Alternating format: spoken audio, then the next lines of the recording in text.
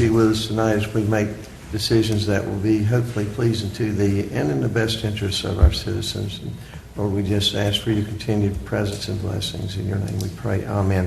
Would you join me in the pledge of allegiance to the flag of our country? I pledge allegiance to the flag of the United States of America and to the republic for which it stands, one nation, under God, indivisible, with liberty and justice for all. At this time, I'm going to turn this over to Mr. Stevens. Hello. Hold on, Joe. Say thank you, Mark. Thank you, Mayor. Just trying to get everybody in as much as we could up here around the table for the discussion. Ultimately, this is a discussion of the board, so I'm probably going to hand it right back to y'all. This is, at the request of the board, is a meeting where we could have the Redevelopment Commission meet with the Board of Aldermen so that some discussions could happen regarding what is impending, which would be ultimately the property transfers that the city owns, which is either the residential properties or commercial properties, and just hold on. Joint-owned properties between the city and the county. So at this point, I'm going to turn it over to y'all to start having that discussion. We're here to help support from staff. Well, good. I would like to welcome everybody, and I certainly appreciate, the board appreciates everything you guys are doing. We know how hard you've worked, and I know how many difficult issues you're having to deal with. And, this is like everything else in New Bern. It's partnership. It's stepping forward, not backwards. And, again, we appreciate that.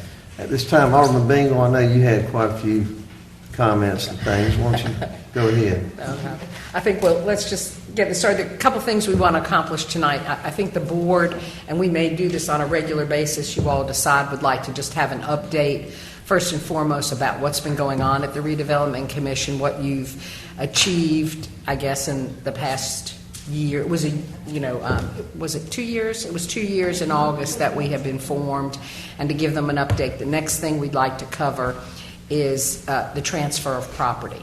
And as the city manager talked about, there's 3 sets of properties. The residential property that is wholly owned by the city of New Bern, which we are prepared, and the city attorney has prepared those deeds. And Jeff, do you have a map, or did we get a map of did we get a visual or something? Being transferred? Well, the ones that were the residential city-owned property. Scott told us there was a map. There is a map. It was in your packet. I didn't bring it today. So we don't have it to put up. Okay. So the first properties would be, and we're prepared to transfer those to the commission at our next meeting. Those are wholly owned residential lots within the Redevelopment Commission that the city of New Bern owns. The second level would be residential lots that are owned between the county and the city.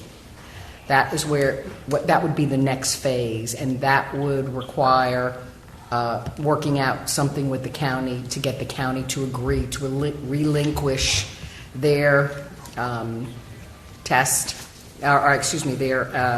their taxes owed in those properties to the city of New Bern. Once that takes place, then we can transfer those properties.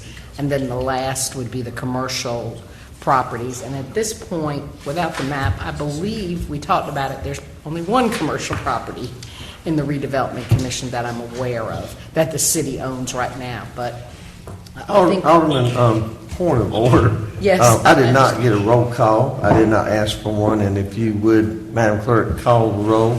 And then I'm sure the chairman would like to do that for the Redevelopment Commission. Alderman Bingle. here, Alderwoman Harris. Present. Alderman Astor. Here. Mayor Outlaw. Here. Alderman Kinsey. Here. Alderman Best. present. Alderman Odom. Here. Redevelopment Commission, would you like to Call your roll. Yes, Mr. Mayor, thank you. This is Vice Chair Bullock Mosley speaking. Commissioner Cho. She's coming. So we'll circle back to her. Oh.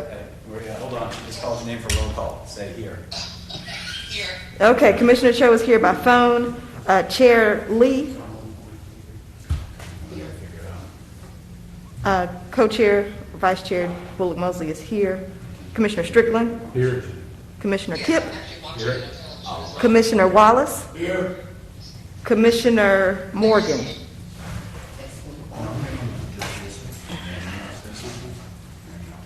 You on speakerphone, if you stay present and then stay on, please.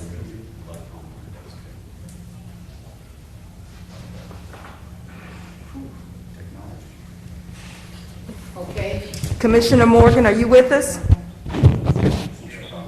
Okay, he's present by phone. Commissioner Young?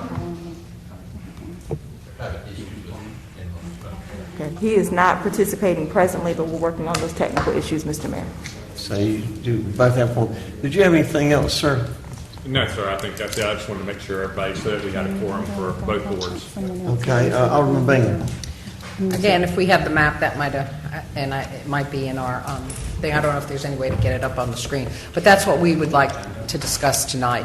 The third being the Days Inn property, which is in the commercial property that the city owns, and let some of the board discuss some of their feelings about that property. I've had some conversation with the mayor about it, and we'll talk about that as it goes forward. But does somebody, chairman or one of the board members, want to give maybe just a quick synopsis of what the Redevelopment Commission's been up to and what you're presently working on? Yes, I'll start, and then Vice Chair will take it from there, and then we can add staff to fill in whatever we miss or any other board members. Thank you so much. We're delighted to be with you. The Redevelopment Commission has been working, and all of us know that we have had some. Is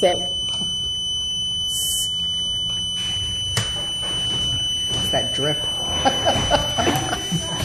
Maybe this wasn't such a great idea. Recess. Recess. It's the speaker.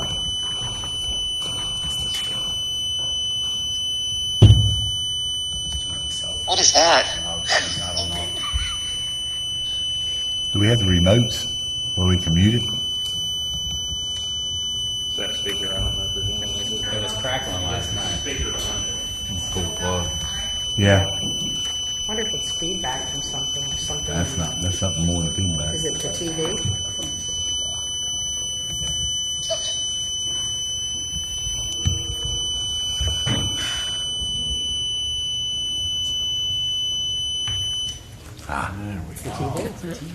go. Okay.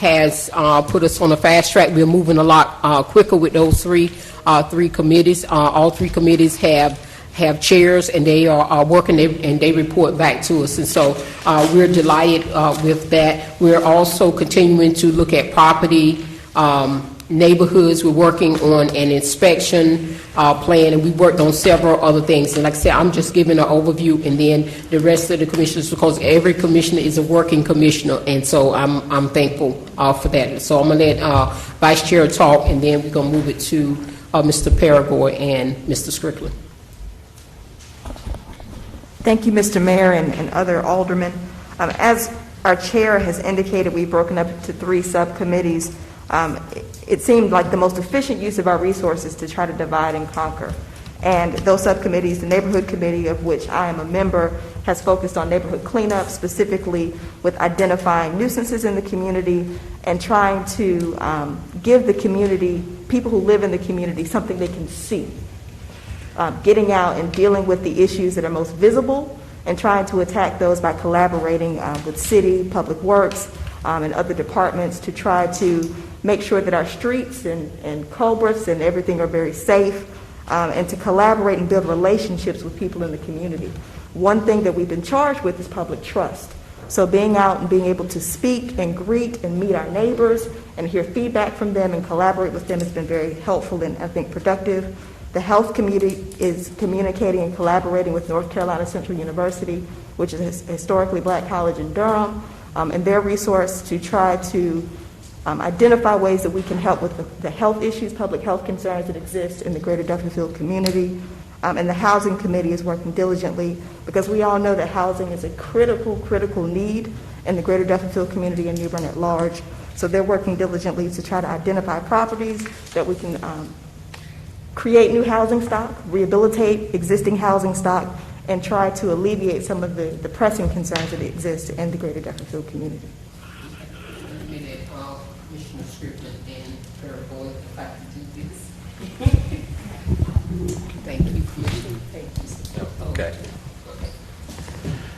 The Housing Committee's been working on the things that the Chairman Lee just mentioned on 3 different tacks. One is rehabilitation, other is new housing opportunities, and then eliminating the blighted portions of the neighborhoods. We have looked at properties already, and the thing that we have to understand is that although we're trying to rehabilitate housing and provide housing, we also have to have a business plan to associate with that. Our plan has to generate a return on the money that we are investing in new housing and rehabilitation so that we can continue rolling that money into other projects. That's the only way this works. Otherwise, we're coming to you for money all the time. And I don't think you are going to enjoy seeing us that often. But so we are looking at projects where we can go in and do some significant improvement to properties. And then with the housing system and the payment that we can get for 1, 2, 3 bedroom housing, get a return on the money that we're spending so that we can reinvest and continue the work. Otherwise, we're going to go through our money that we have, and then that's going to be the end of us. So please understand that we can't go in and just carte blanche rehabilitate a house without a plan that there is going to be a return on that investment so that we can do more than one house. That's going to get us nowhere. And we've had one experience along those lines already where the business aspect of it just did not play out. And so we had to abandon that opportunity. But we're continuing to look at it with staff. We're looking at people, making contacts with people in the area out of the floodplain, because we're not going to get involved in floodplain areas to any degree. Steve and I were just talking about floodplains. Floodplains vary a whole bunch.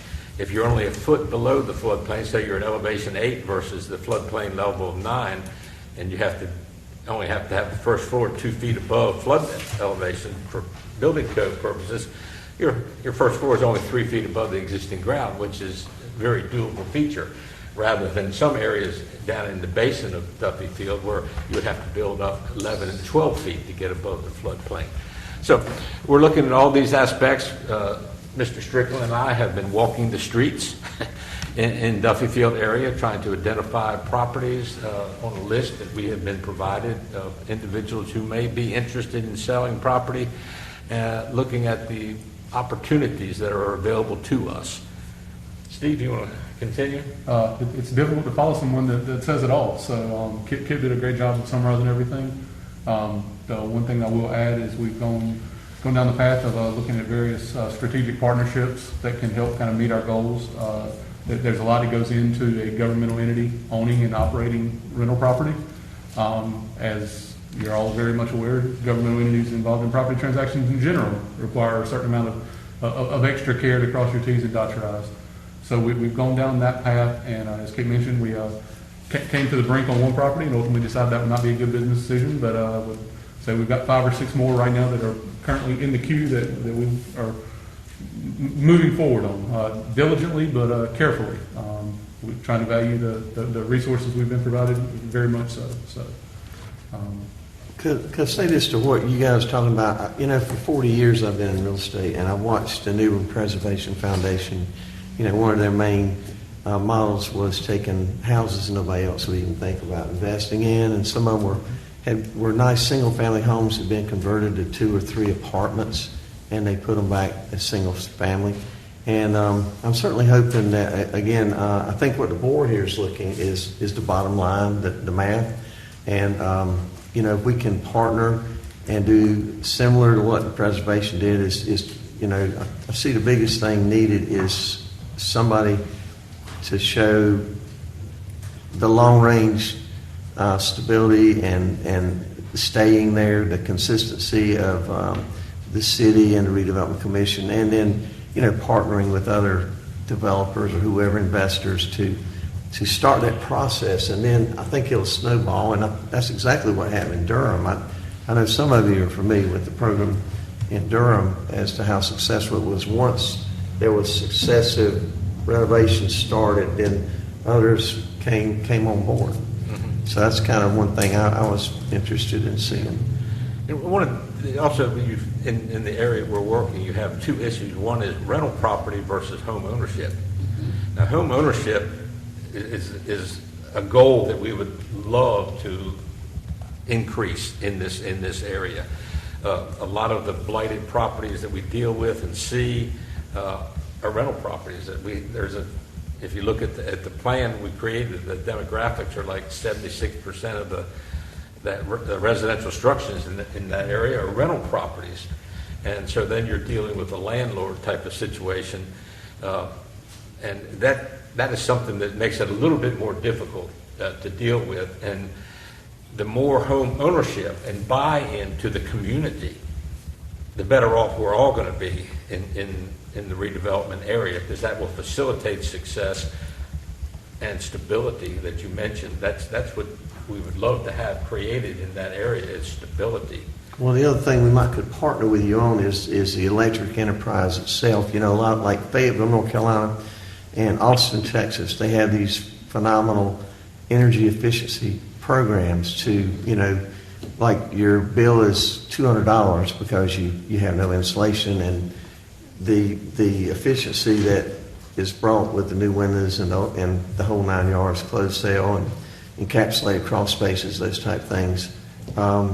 You put them on a payment plan, and the payment is cheaper than what the energy has been.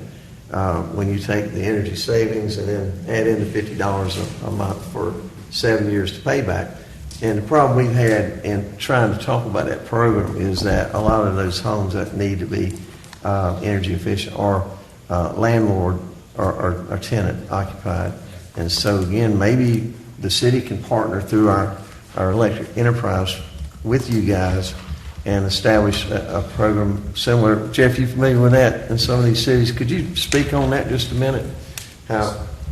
Just for How we maybe could, efficient homes? Yeah. Sure. Well, you say that, Mayor, and that is actually the charge of the Redevelopment Commission, is to actually, when the commission does purchase a home or build a home, it is going to be an Energy Star efficient home, and that is the charge, and that is in the policy. We are working at a different angle through a residential inspection program that will allow city inspectors to enter all residential homes in the redevelopment area, so we can start to go through the checklist of what HUD requires when they do a Section 8 home, or when they offer vouchers to a home. There is a checklist of certain things that need to happen. It's all minimum housing code and it's energy efficiency. So we're working on that program. I'm going to provide the board an update on that after this meeting. So part of our charge is to create that housing stock.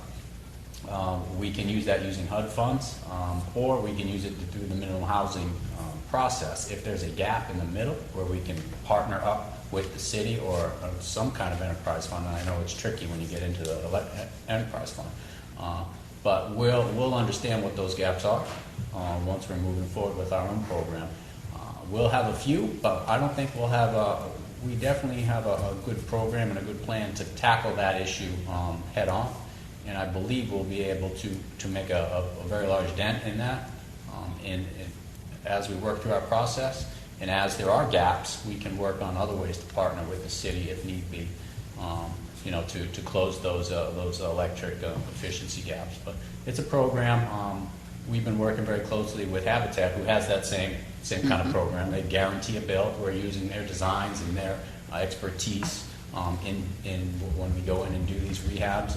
We've had conversations with them over the past many years on how to do that. So that is exactly what the commission, and they're very well aware that sometimes the electric and utility bills outweigh the rent several. Well, one thing they found in Durham is there was 27% loss in ductwork because the ductwork was not working correctly. And so what they started doing in this one program is these split systems where you get the wall units and where you normally have central heat with the ducts, that 27% loss.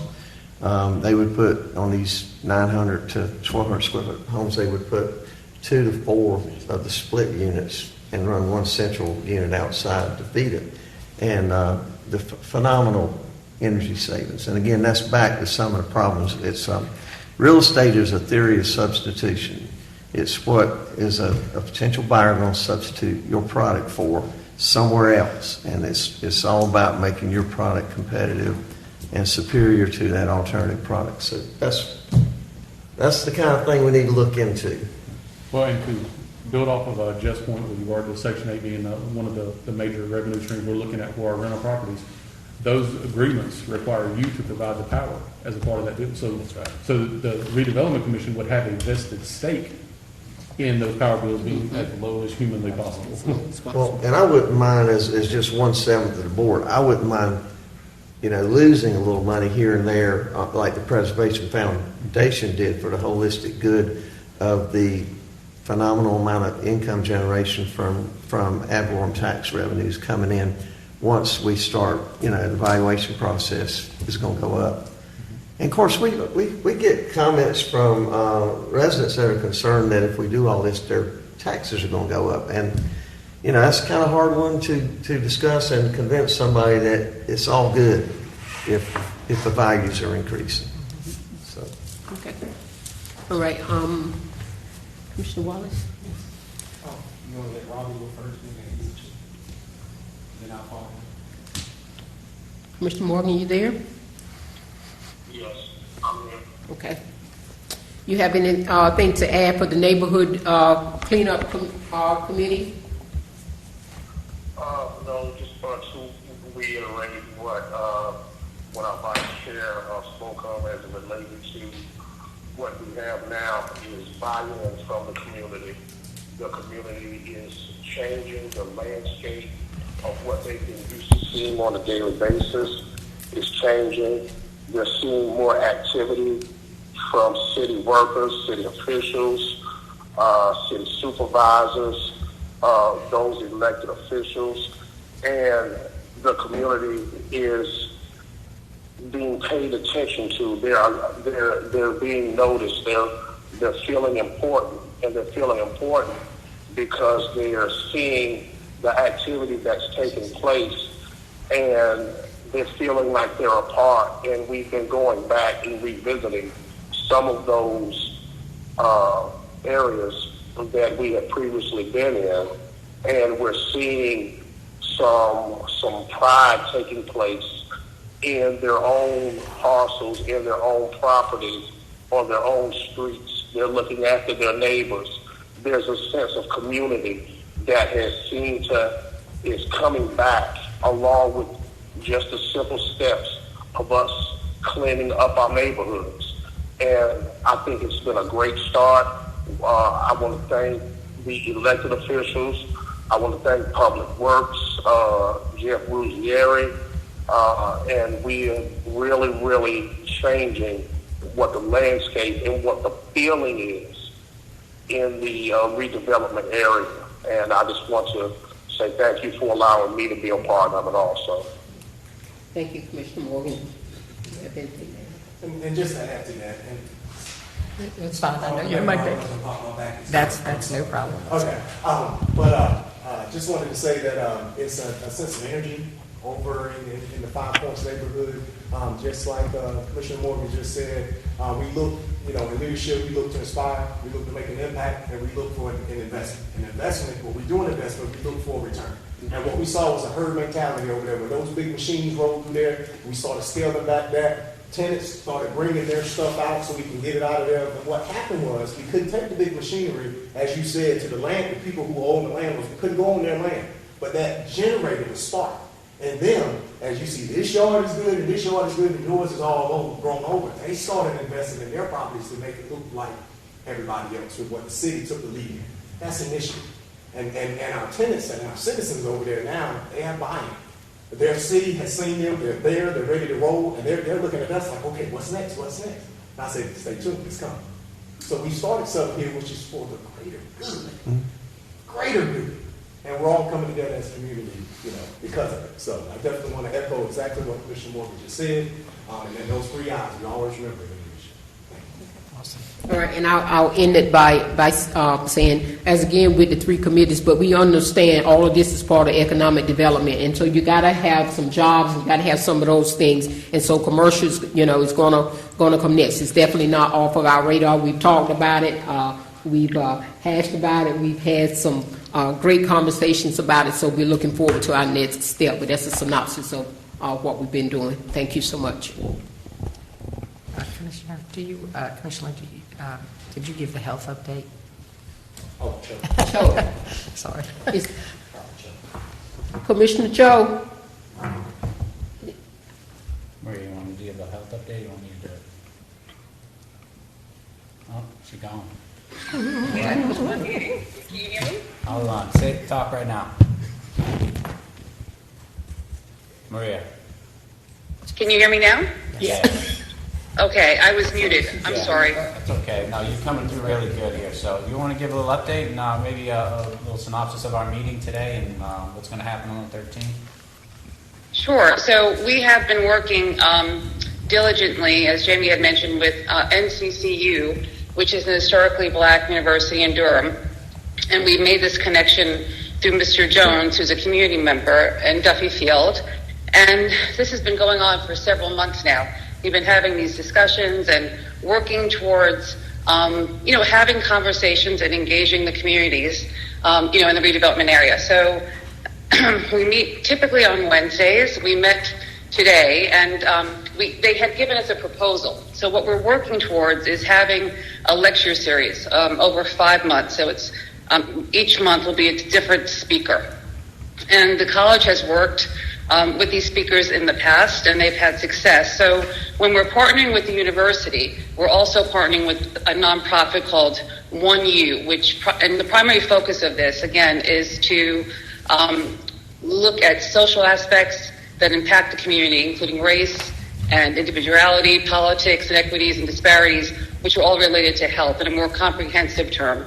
The nonprofit will offer the community the ability to engage and empower and educate and kind of collect data as they go along. So we're working with different people from the university. We had a meeting today, and this is all, again, being brought about by Mr. Jones's work in the past. So he has been working for years. Jeff, am I correct? Correct.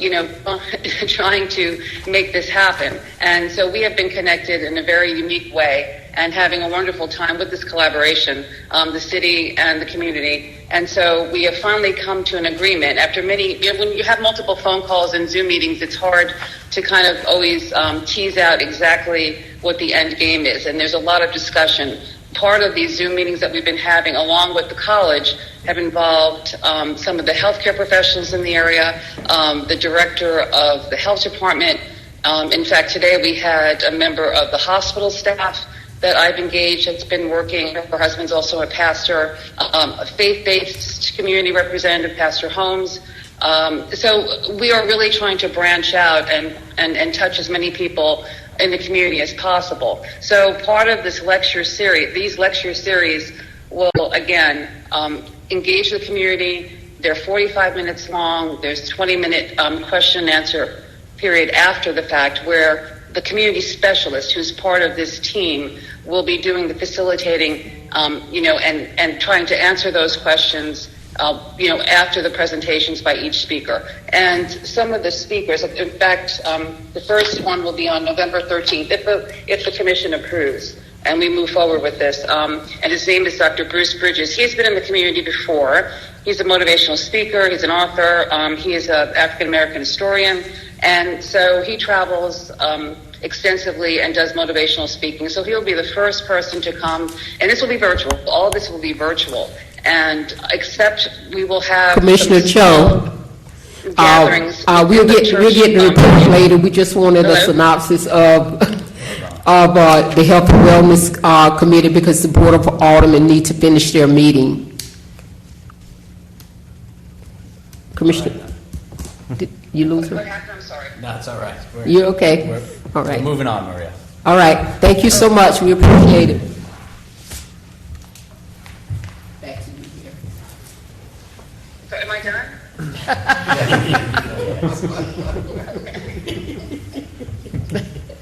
Sorry. That's okay. Lord have mercy. Okay. Thank you all for that update and information. I will say that I regularly attend the meetings, and I enjoy working with this fine group of people, and they're really engaged, and I'm really appreciative of that fact, and that's why we're seeing some things happen. So we've got the copy of the map. The next thing we talked about, and Jeff or Alice, somebody's going to need to help me, because I believe it's everything in red are the city-owned properties that we are prepared to deed over to the Redevelopment Commission. These are all residential parcels. They are within the redevelopment area. I'm not sure the exact number of them. Are you going to try to make that larger? And these, again, would come on our agenda at our next meeting, which would be in 2 weeks. And that's, like I said, I don't know the number of them. That's probably half of the ones. The rest of them would be just so we're very city-owned. clear, these are the Yeah. city-owned lots. Correct. There are many others that are city and county jointly owned properties. So these are the ones that we have control over. There will be a transition point where Scott works with the county to get them to basically give us their interest in the property, so that we can also convey those. Typically, we haven't had any problem with those in the past. But we do need to request them to do so. Mark, does that also include the lots that were FEMA buyout lots? It does, but yeah, the majority of those are going to be used for stormwater-related functions. Right. Most of them are actually part of this already approved stormwater improvement project that we're doing over off of where the Biddle Street Pond is. That's a larger stormwater improvement that we're doing in that area. But some of them are still buildable residential lots, obviously. They will need to be built, obviously, to the design standards of the city, which is the 9+2, I guess, is our new standard. So that will provide a little bit of complexities into those areas, specifically some of the low-lying areas around Stanley White Recreation Center, but it doesn't mean that they can be developed in any way. The ones, obviously, that FEMA owns that are deed restricted, that aren't part of the Biddle Street Stormwater Pond Improvement Projects, those would not be able to be built upon and would not be part of the transfer unless we did them as part of stormwater projects in the future. Mark, something that you might make everybody aware of, a couple of years ago, well, it's about 4 years ago, best I remember, the county manager, city managers, 2 aldermen, myself, 3 county commissioners, we met and talked quite a bit about the gridlock, the backup of dilapidated houses that are literally imploding, that are a danger to our community. That again is part of a problem you guys have, trying to convince people to buy a house somewhere with a house fixed to fall down.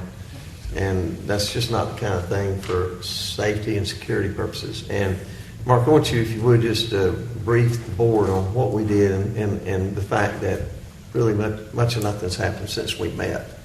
Because, the city, I would like to see the city take a more aggressive role in trying to correct this problematic inner city problem that we have, that there are literally some of these properties that it would probably take $10,000 to get a clear title, or clear up the title to the amount that the property could be conveyed, And again, the remainder men and other issues associated with heirs. Go ahead and mention that discussion and what we did or didn't do. It was all kind of tied up in one lawyer that basically cherry-picked quite a few of the properties that were the easy ones to come to closure on, and the ones that had 20 or 30 heirs, they still are not completed. Maybe you can clean that up a little bit. Mayor, you covered it pretty well, to be honest with you. There's not really a whole lot to add. But other than the fact that yes, there was the county did approach an individual attorney about trying to close out all of these properties that needed some kind of, I guess, action taken upon them. Many of them were easy. Those were the low-lying fruit, low-hanging fruit that the attorney was able to pick off and bill for at a rate. That rate structure was a static rate structure based on what he was getting reimbursed for his services. So obviously the low-hanging fruit was easy money for them. Then it became, you got to the medium and the complicated ones, which were tied up in 50 heirs, trying to find out that 3 generations of heirs going across the entire United States and world about trying to seek down all of those people, advertise in the correct places, the way the government has to do, and everything else. Ultimately, to try to get the title cleared up so that you could actually do something with the property and get it in the hands of somebody who's willing to pay the taxes. Well, obviously, you know how that goes. That there's a priority area as a pile on somebody's desk, and there's a not so priority pile on somebody's desk. And many of those properties ended up over here on the not so priority because obviously that static rate that he was making on these foreclosures and these title searches at that point, they were taking him far more time than what he was making. So therefore, that hurt. So now we have a lot of these properties that are still tied up in heir properties that take tremendous amounts of title work for us to get cleared up. And hopefully that. However, when they reach a certain stage where they are a concern to the community, we have gone in and torn them down, and we've actually been sued 30 years ago, something, I think $100,000 for tearing some houses down. And so, okay, you lose $100,000, you gain $300,000 with investment. So, Alderman Best? Yeah, I just wanted to know, all the city properties outlined in red there, are they vacant lots, or do some of them have structure on them? They're all vacant? Pretty much all the properties that remain are vacant. Most of the ones that had a house or some kind of decently developable structure still on them have pretty much been liquidated at this point until the board put that freeze on the properties that are within the Redevelopment Commission area. But most of those had already been liquidated. Anybody that sees potential and value in a rental or some kind of redeveloped home, they jump on those pretty quick. Alderman Kinsey. And the lots that we give to Habitat to build houses, will they build in the same area that the Redevelopment Commission is building in?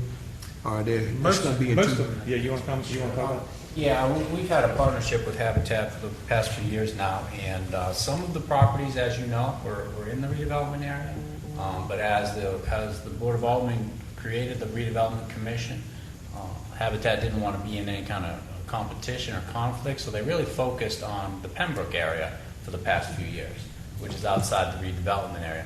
Now that they have used up their lots, they're kind of coming back, and we're trying to find partnerships now back in the redevelopment area. So in the past, they were here and they moved to a different part of town, but we're looking to try to come back together now.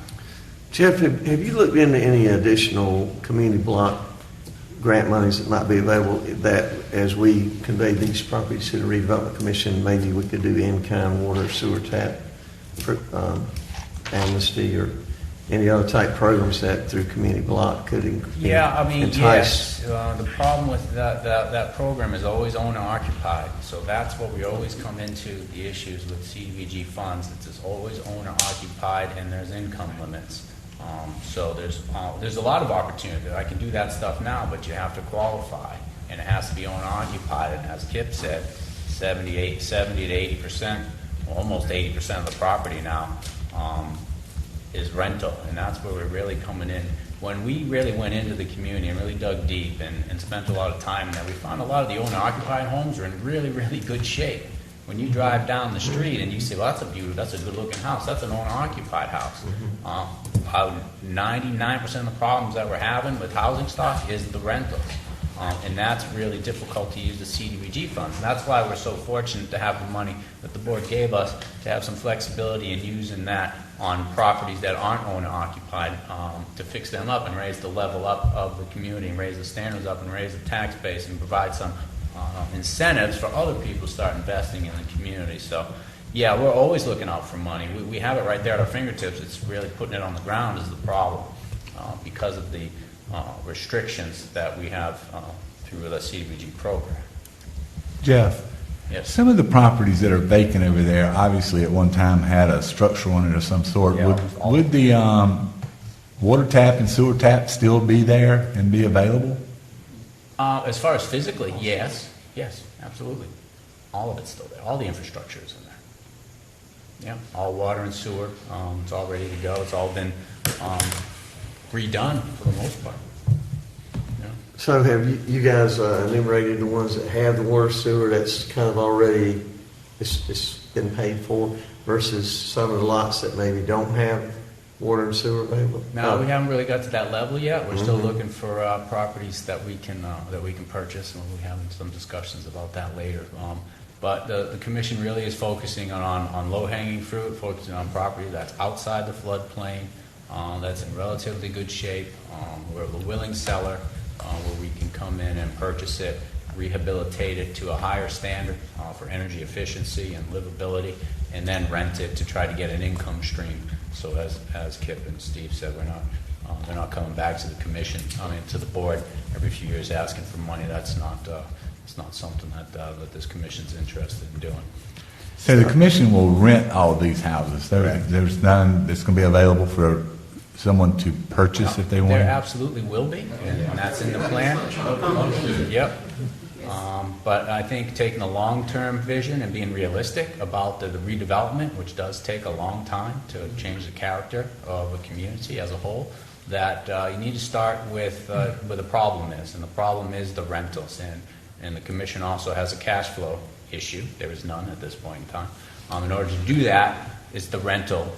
As rental income starts working its way through the commission, then you can start, and as areas start to raise in value and become more attractive to development, sure, absolutely. Part of the commission's charge is to sell workforce housing, not just low, moderate income housing, but get into the workforce housing market and provide a quality, energy efficient home to that income and price point. So, yeah, it's just a longer, Alderman asked to answer your question. Yes, it is in the plan, but at this point in time, it doesn't make financial sense to go in and start selling homes. There hasn't been a market home sold in Duffy Field in a long time. Part of that, though, is at a future date, not too far off, I would like these two boards and the home builders and the board realtors to all meet the four different groups and, go from there. Because I know, just like Tommy Karam, I remember 30-some years ago, the idea of the RCS came up and then they needed a building, and the next thing I knew, the home builders pretty much built that building for them. So there's a lot of possibility, the four different groups working together in a partnership. Another question I have is there a possibility that you would potentially solicit or advertise people to sell their property? There could be some property there where they just don't want to keep it up anymore, whatever. Will you start that process as well? We're doing that now. Yeah. You are doing that now? Yes. Okay. Yes. Awesome. Oh, okay. I have a question. First of all, thank you for your willingness to serve. I know it hasn't been an easy task so far, and I know you put a lot of time and energy in it. What would you say the biggest challenge has been for you in your effort to try to start moving forward with your plan? You can be honest. Nobody's watching. It's just us. Yes, they are. There's always Somebody watching. It's true. Yeah. I'm not sure if you want to answer that, but I mean, Alderman Odom, it's been it's a new plan, new process, but as far as putting the plan in action, there hasn't been any walls put up. There's nothing in the way. The only issue is, each group putting together their plan, looking at real estate that doesn't, fit the pro forma right now, finding out, getting into the details of actually, when you look at a home and say it's a good-looking home, and then you get through the details and you go through everything and realize it's not such a good investment. I mean, we're working through the processes, but I'm not sure if there's been any one thing you could point to and say, well, that's what we need to work. I think everything's moving in a positive direction. We've got a great group of people doing excellent work. If more people would just sell us property, it would be so much easier for us, I guess, instead of having to hunt them down. But that's just my opinion. I'm not sure if the board has a different one.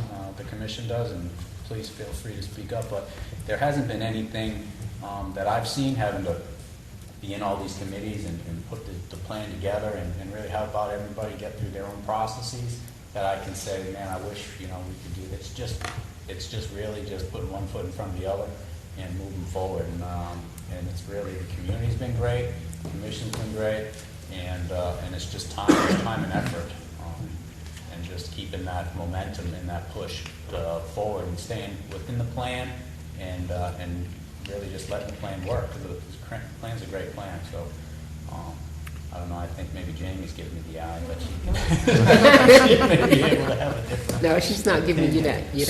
So if I understand you correctly, it's acquiring the property that you need in your inventory to start doing something with. And all of these are vacant or non-buildable. And what you're looking for, if I understand correctly, are houses that you can purchase the house, renovate, update, and immediately turn them over. That's what we're trying to pick those up right now, just to get cash flow out the door. I think as they get these lots, they're going to try to do some assemblage too, potentially purchase maybe another lot that might be in the area to make a larger area for them to either build a couple, 3-4 houses versus, one off. But they're still, my understanding from the meetings is they're still looking at doing the one off in places. I think this is a lot like many other plans. Right now, it's a plan. Until you put teeth to that plan, which oftentimes is either property or cash that they are able to use for that plan development or plan implementation, it's going to stay on the books as a plan. So, we talk about sidewalk plans, we talk about bike and pedestrian plans, we talk about, street improvement plans, we talk about any kind of plans that we have. Those plans are going to remain plans until you have some kind of either investment behind it, or whether you are able to assemble properties that you're able to sell or whatever it may be. So, oftentimes it takes a combination of several of those. So I think that's really where we are now. A plan is a great plan until the point where you actually have to hit the ground running and put some teeth behind it. So Jeff. Yeah, I'm really struggling to find. That's a great question. I'm really struggling to find a real obstacle. Just on time. Yeah, I mean, it's a process, and so processes, it takes time, and it takes partners, and it takes community working together, and you got to build. You have to build that. People don't just naturally come together. We should, but we don't. And so we've been working on that process as well, and that's going to help us move much quicker in a lot of things that we're doing. And as we said again, the three committees. Because if you look at some our guiding principles, which one says to acquisition of parcel to assemble land for suitable development and to create development opportunities. And so that takes time, but that's your end goal. But we also know that we have a river and we have water all around us, and so we have to work through that process. And we're getting there, actually, and talking to some people across the state. We're much further than a lot of redevelopment commissions have come. It's taken them 3, 4, 5 years to even get to this point. Jeff, I got a question for you. So let me understand this correctly. A lot of those lots there are city-owned lots, but you're not looking to sporadically put houses on These lots? Not You those want right now. you wanting a multiplicity of lots together? So that Well, that would be, like, those lots are on the floodplain. Okay. All right, so that really limits our options. So the way our model right now, and what we're working for, and we have opportunities that we're exploring right now on properties that are rented now, where the owner has expressed an interest in selling to the commission, where we would put, they're outside the floodplain. So once the Redevelopment Commission purchases a property, even if it's rental, it's still eligible for CDBG funding for rehab. So we're leveraging our CDBG funds through the commission to rehab the homes. So you can't do that in a floodplain. So we can work inside the floodplain once the Redevelopment Commission uses its own funds. And as a commission, they've decided not to do that at this point in time because it's very expensive and it actually sounds like a lot of money, but $400,000 will disappear real quick when you start building homes in the floodplain. And really, and that needs a lot more. There's just a lot more thought on how you want to do it. As Kip's, we're looking to assemble a large chunk of property in floodplain, so then we can build it up as an area. Instead of doing one lot, we may assemble 10, 12. We may assemble a block where instead of where it's now platted for 13 or 14 homes, maybe we get 6. But there's 6 homes out of the floodplain and they're new, and they are, and I'm just using random numbers, and they're new and they're energy efficient. So it's a longer term plan. Right now, as I said, the commission is really focused on getting good quality rentals and getting some cash flow. So then we can start doing the harder stuff later on. Well, thank you. Jeff, have we formed any type of survey or anything over there as far as like street lighting, streets, that need to be repaired or? Sure. Yeah, I work with Matt really closely in this area, and Public Works, and Matt and his staff have just been awesome. So far, the lights are, when we get a complaint from someone who lives there, that's our lighting survey, and that's happened a few times. But as far as streets and resurfacing, there is some streets that are planned on being resurfaced in the community right now. So, yes, there is a lot of thought put into that right now. So the next movement would be we need to give direction to the city manager, if this is amenable to the board, to put it on our next agenda for a vote. So if it's amenable, these lots the deeds would be conveyed. It would be on our next agenda to vote on. So we would need to give the city manager direction at this point, not a vote, but direction. I certainly have no issue with it. My concern is how much of these lots that they're getting they're actually going to be able to do anything with. This is an easy one. Sure, you can have them. The next layer is we've got to get with the county commissioners, and we've got to figure that out. They've always been very open and amenable to handing us their problems and letting us deal with it. Did I say that out loud? But what we've got to look at is, the McCotter house. What's the plans for that? Is that part of the plan? I mean, does that need to be in the discussion? Yeah, no, absolutely. Go ahead, Teresa. Yes, our hope, our prayer and our plan is hopefully to have a health center in there. That's why we're going through all of these things with the Health and Wellness Committee, because we hope to have that there, looking at parking and some other issues as well. But we're going to have a health center in the community somewhere, but we hope that it is there, yes. What condition is that house in? It's an okay condition. Jeff can It's answer. pretty good. It's not bad. Mark, you were in it too. Yeah, well, it's got good bones. Yep. Obviously, it needs a little bit of updates.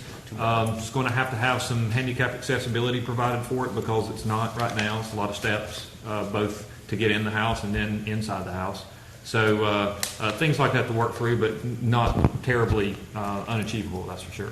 So when we convey these lots next board meeting, will that automatically go with it as well? I don't think that is included in this, but obviously should be something that's more of a city-owned property that would be considered. There's always been a lot of interest in that property by various parties. The problem with that property has always been the parking related to the use. It's always been a problem. I know, Mr. Kinsey, you brought somebody one time that was interested in that property. It's always been the parking related to the use. Some people have come in there and wanted to do certain things, but that's where assemblage of properties in and around that area might afford you the opportunity to actually have the parkings to support whatever that use is. So that means that they would have to buy the property beside it for parking because it doesn't have. More than likely, yes. Yeah. But a great piece of property, like I said, good bones, and right in the middle of the heart of the area that you're seeing on your map there. Ms. Lee, when you said a health center there, is that one of y'all first projects to get rolling? We were hoping that was going to be our first project and done by now, actually. But we are, like I said, working with the Health and Wellness Committee to get the interest in everything, because it's also stated in the Choice Neighborhood Plan that was done a few years ago that a health center needs to be in that area. It would be an ideal spot. It would be a great spot. Yes, it would. There's one other area that, since we do have two Housing Authority Board representatives here as part of the Redevelopment Commission, maybe if they would investigate at some point the utilization of the auxiliary building that's on the Trent Court campus that the Housing Authority owns, that has good bones, but has had no use for quite a few years, and y'all probably know exactly which one I'm talking Charles about. Taylor. That would be a great facility for some kind of use within the redevelopment area to provide resources. Of course, it's complicated whenever it's tied in with the Housing Authority properties, but anyways, just something that I think would be of value as far as investigating. Okay. Let me ask the question, since we're on the McCarter House. Is that property where it can be converted into maybe 2-3 apartments? Is that something that y'all might want to take a look at and pursue? 6, so no. As it sits right now, it would be a single-family dwelling. Okay. It has to be a single-family dwelling. Correct. Unless we did a lot of modifications to it and turned it into a 2-family, we'd have to cut the lot in half if it's big enough, which it is a rather large lot. But at this point, that would be a pretty expensive proposition. Jeff, is the lot, I did it again, sorry, go That's ahead. fine. I was just going to say, should we go ahead and include that into this conveyance to give them more tools to work with? I don't have a problem with that. I don't either, I think we should do it anyway. Yeah. City-owned property. Okay. Okay, so is the direction to the manager to Yeah. do the documents to convey this at our next board meeting, but also to include the McCotter House property? Everybody agree with that, Johnny, before we get on? They need the tools. That's how you operate. Okay. You got direction, Mr. City Manager? All city-owned properties and including the McCotter House property as well to be conveyed to Redevelopment Commission at our next board meeting. Yeah, and let me ask you, what property is beside the McCotter property? Is it vacant? Directly Yes, adjacent, right. yes. But then there's one on the other side of it, and then I think directly Whichever property you use, Is that one? parking's the issue, right? So whatever piece of property that we could use for parking for that house, is it wherever it's located, beside it, in front of it, or across the street, is it vacant? And Yeah, there's a vacant parcel, I guess, to the north of it. So there's a house behind it that would be to the east, and then across the street is vacant also. well, I'm very much interested in the idea of a health center there. Is there any way that we could approach the owners of those vacant properties that would, to see if they would be interested in selling, so we can march forward with your plans? We can always approach. You can also condemn, you have that power. Correct, Mr. Ruggieri? They're working on some partnerships. They're working on some partnerships too.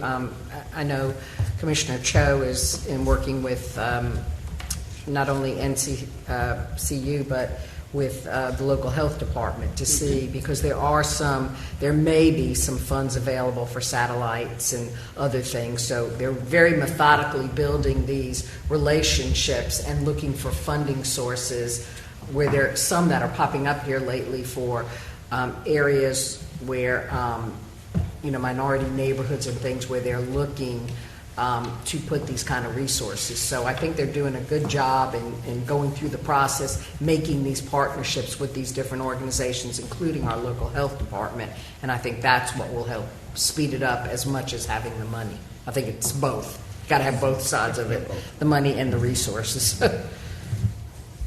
So we good on that? Okay.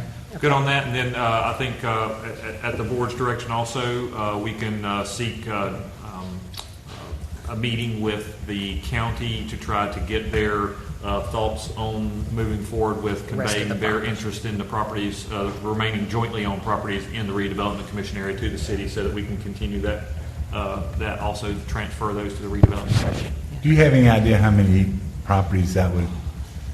50 to 75 at least. Do you know if they're on buildable lots or not? Some of them are. Some of them are. Good. Probably a bit higher ratio than these. Yes. Great, Exactly. okay. Then you get into our focus areas. Yeah. And you're going to, I think you're going to get into, you're also going to see that there's probably some properties that actually may have some structures on them as well. Correct. Yes. Okay, and who would be the best person to do that, Mark? That'll be probably myself and Scott. I'll Okay. work with Scott. We'll reach out to the county and gauge their interest. I'm sure Ari Grady's their county. Not that you don't have enough to do, but can you get Scott on that as quickly as possible? Absolutely. I'll call him first thing in the morning. He's going to be aware on this. He's already got this ready to go and queued up for Brenda to have on the next agenda. So this is honestly, it's ready to go, except for the McCotter House, which we can handle that as well. But then we'll also need to work on the other stuff with the county. Great, okay. Any other questions from the board? No, not as that. We've got just one other thing we want to just address, was the Days Inn property, because that is not being conveyed. Oh, yeah. In this parcel. And some of the thoughts are, and we'll let the commission and the board can discuss that, was that we have been approached, and as the alderman of that ward, I'm getting the phone calls from the developers and different people looking at putting things, and I will tell you the majority of calls that are coming to me are tax credit calls. People that have got tax credit money, the 9% money, wanting to build high-rise, affordable housing in that area. And I don't see that as the vision of the board. We believe that's a commercial corridor. After all the community input and the discussion about having some kind of commercial corridor on Main, we realized that it was better to come down Queen and Broad and really revive that area. So it's important, at least to me as the alderman, it's important to have commercial in that corridor. So with that being said, at this point, if everybody would agree to it, I would like for the Redevelopment Commission to handle the vetting and talk to the different people and look at what you think is the best thing for that lot, bring something back to the Board of Aldermen, said, we vetted this, we think this is in the best interest of the plan, the community, whatever, and then the Board of Aldermen would agree, disagree, and if we come to an agreement, then we would convey the property to you all at that time to disperse it and to have the funds if you sell it, however that works out. So therefore, we would have since it's such an integral part of the community, a large property, commercial property, that we would have some input on it. But ultimately, it would be in the Redevelopment Commission so that they would benefit from it and be able to use that funds for other resources. Again, I'm putting this out there for discussion, how you feel, we feel, but you're driving the vision, you're driving the plan, which is the vision. And this might be a way for us to work together. It would make me feel a little bit better. I know I've had some discussion with the mayor on it, and he would agree with that. So, I would love to see a community grocery store there. yeah, that's what I told the last gentleman. I said, no grocery store, no talkie. So that's what I said there. It would be a great spot. I wish we could find somebody to come in and build a grocery store. The community needs a grocery store within walking distance. So. There used to be a grocery store I know. The A&P was across the street many, many years ago. Well, right where Habitat is sitting right now, it used to be a, what, Pack-a-Sack or Food something? land, yeah, Pack-a-Sack, that's what it was. Then it was a food land, or food land. Yeah, it's Yeah, food land. food land, right, exactly. That's right. Listening to your last meeting, I noticed, Mark, you had several comments about comments you've had with grocers in the past that it was very, you get nowhere with them. What is the rationale behind all that? Kip, when you're talking, you talk Yeah, to the microphone. for the public, Mr. Paraguay asked a question about some of the comments I'd made in the past about the difficulties with regards to grocers in that area. The issue pretty much is I guess, for them, profit-wise, I guess, the juice isn't worth the squeeze as far as the investment. So therefore, without some kind of incentives or some kind of something, and you've talked to them more than I have, so Jeff could probably add a lot more detail than me. It's going to be very difficult without some kind of incentives to get someone interested in that particular area and locating the store. But I don't know. So I mean, it's essentially just rooftops, and when they go through their analysis, it's rooftops and disposable income for a certain area around the spot, and half the property's vacant, right? We all know that, and it's a very low value real estate in general. So we haven't had success. We've had success. I'll say the neighborhood Walmart that's here is a result of us having conversations with them about coming down to the day site, and they said no, but we like to be further up Neuse. So that was one of our first conversations. We have commissioned 2 studies about trying to look at how or what it would take to put a grocery store there, and they both say it's about 20 years out if you let the market do its natural thing, unless you want to subsidize it. And it's not a one-time subsidy, it's an ongoing subsidy that would last anywhere between 5 and 15 years. Is it possible? Such as? What? Okay. Such as tax abatement and reimbursement, so like along the lines that we did with Columbia Group at a smaller level, but ongoing subsidy. But that's at market right now. We've had very encouraging conversations with groups that run successful co-ops, Yes. which Yes. is the model we all think can work and will work there. So that's something. Hearing the board, we'll dig right into, and even some of the people that have been speaking to you all about development of that site have been in touch with co-ops, understanding what the issue is, and understanding that if we can get a grocery store of some sort onto the days inside, it's a win-win-win for everybody. So I'm encouraged, and I think we'll get it. I think we'll get a co-op of some sort, and I'll work on it as soon as tomorrow. So. Yeah, I agree. We had a market study done too. It's with Choice Neighborhood, same thing concerning grocery stores. But I've worked with some people in Raleigh, and they've had some success with co-ops. Some of them are not, because you really got to be diligent and vigilant behind them.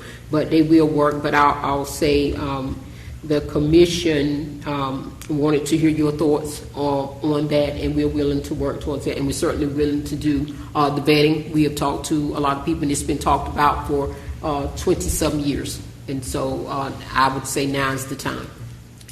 I agree. Yeah, and I think we just, have to think outside of the box.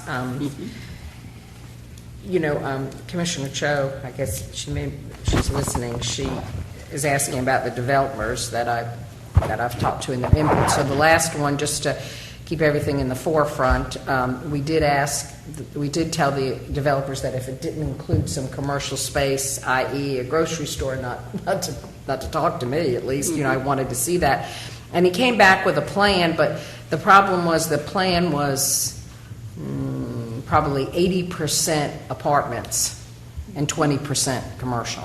And that ratio was, not really what I, again, think I'd like, if they want to put maybe some apartments above it or whatever, I still feel that if we could get a strong, viable commercial area, even if it's a co-op, and get some other things going in there that would spark young entrepreneurs that need lower rate space. Again, if we can keep the cost down of the land, that could be an incentive for a builder too.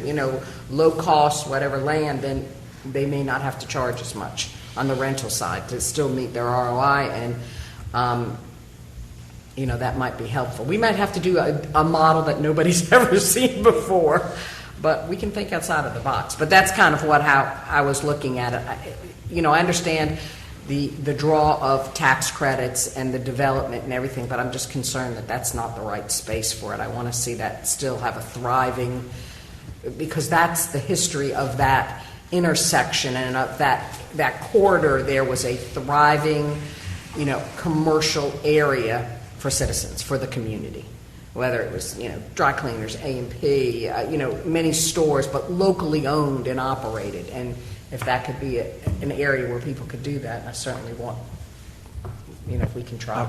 I wouldn't disagree. My only concern would be is it's been vacant, what Ms. Lee said, for 20 years. I don't think that while we all would like to see something go there, Jeff just mentioned one struggle with getting the grocers there is there's not the rooftops, Mm-hmm. essentially the folks there to actually patronize that business. So, while we might like to have a 50-50, 50 commercial, 50, apartment, the 80-20, you guys may come back to us, 6 months and say, look, we vetted everybody and this is the only thing we can do. I can tell you that my stance in 6 months will be move forward. Don't wait for, what we would all like to have, because we eventually got to move forward. And I think we do need to do our due diligence and provide that opportunity, but at some point in time, people want to see action. And just like you said with cleaning up the yards, people saw something happening. They're looking at the days in. I can tell you the first closed session I had when I got on this board about 7 years ago was about days in. And Mr. Stevens sat there and said, we're getting ready to get this days in. I looked at everybody else on the board. I said, hey, you better be careful what you ask for. What are you going to do with it if you get it? Well, the plan was to put a roof on it. We're going to rehab it. Well, y'all see where that got us. The only way we got the property was to tear it down because we had to. So you can have the greatest plans, but sometimes you just got to take some action. And that's what I would just caution us to say is, let's not wait another 20 years to put something there. I think Alderman Harris wanted to make some comments. Is she still there? Yes, I'm here. Okay. So I understand that we have this land and that there needs to be something placed there. I do support the idea of allowing the redevelopment to come together and present the Board of Aldermen with an idea. It's very important to me because that is the heart of 5 Points when we're talking about the corridor that connects both communities. You have Trent Court and you have Craven Terrace. I feel it's very important that whatever developer goes there, that it is going to be a benefit that is going to directly impact that community. And like I stated at our previous meeting, there are developers that have reached out and provided great ideas on how to best utilize this space. So I hope when it is time to have people in contact with the redevelopment committee that they can speak to you guys and present to you the same information that they presented to Alderman Bingle and myself. Because again, like I said, it's very important that the community has an input on what goes there.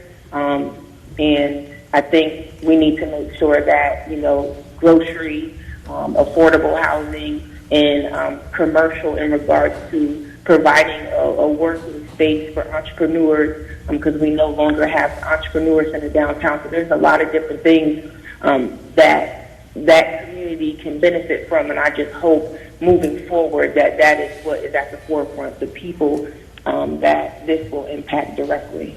I have a question. And I would guess that my question is targeted more so to Alderwoman Harris's most recent comments. You mentioned that there were some individuals that were or groups that have come to you and Alderman Bingle, and you would like for us to continue conversations with those individuals or groups. Would you be willing to make those connections or provide us with that contact information so that we can begin sooner rather than later with continuing those conversations? Yes, ma'am, I can have that to you tomorrow morning. That would be fantastic. Thank you very much. And we'll send you the other ones. Mr. Blackburn, that's been contacting us as well, who's got tax credits, and he's a developer ready to go. We'll pass all of that. We were just waiting to have this meeting to, again, get the understanding of how we're going to handle all this. So are we, again, direction to our city manager that we will send information if people contact us. We'll pass it to redevelopment now for vetting, and you look into it and then bring it back to us at some time that you have what you feel is a good offer, a good idea. Are you good with that? Are we good with that? Yeah. Sure. Okay. Is there any other questions? I just want to make one comment. Alderman Odom mentioned a while ago obstacles. One of them is being a volunteer board, as things we're talking about now, and taking over vetting and all those things that we have going on. That is somewhat of an issue. Thank you for a wonderful staff that you have hired and provided us to work with, and they have a basic job to do anyhow.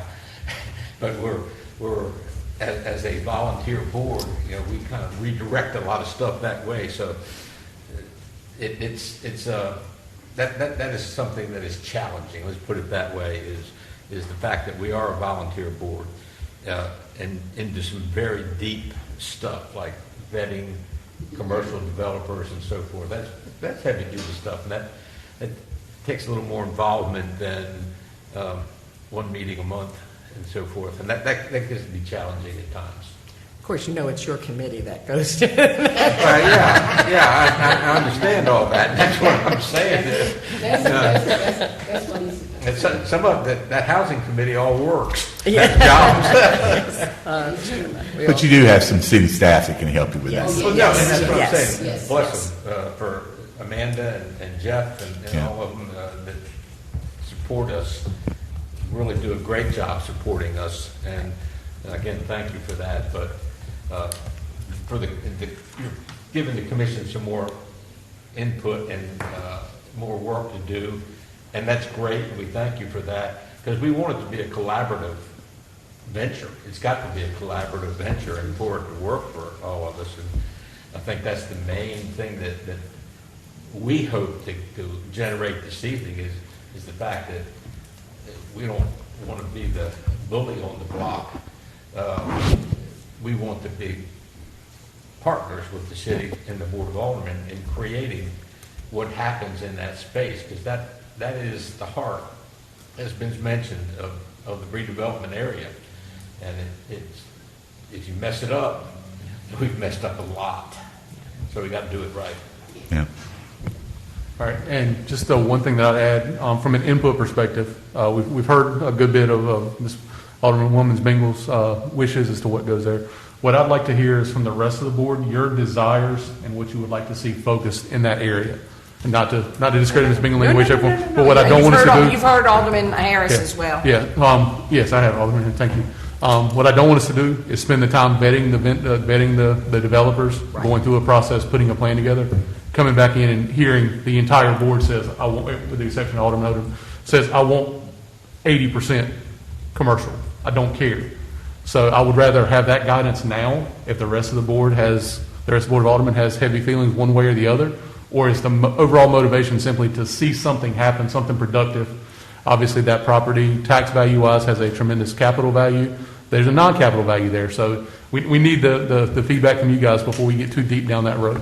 I think personally, I said that I thought the community could use a grocery store.